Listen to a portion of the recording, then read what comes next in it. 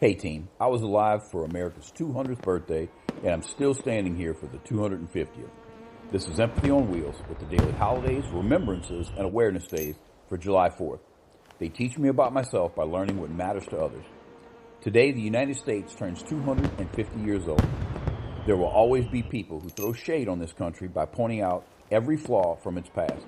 I understand the instinct, but if you want to be fair, step back and look at the progress, not just here, but across the whole world in 2.5 centuries. Colonialism receding across the globe, chattel slavery abolished as the legal horror it was, civil rights expanding on nearly every continent. We went from a world of feudal states to a managed free market that creates enough surplus to fund safety nets and deliver real services to whole populations.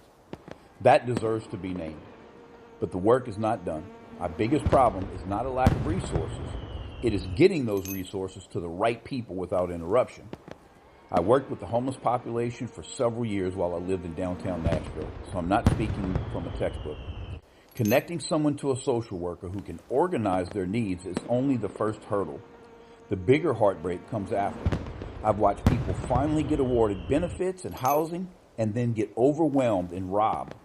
The homes overrun by others using drugs until the whole thing collapsed. It is almost exactly the same as the last mile problem in logistics. You can have every resource lined up and the outside world will still break it before it reaches the person who needs it. Solving that last mile problem is where we need to unite under empathy and figure out the best way to do that. For me, this day comes down to liberty. Freedom from the coercion of a government or a mob is self-determination by its very nature. The right to decide who you are and how you live. That is what people risk everything for, and it is still on us to protect. So today I celebrate this country and I honor the friends I grew up with who are not here to celebrate it with me.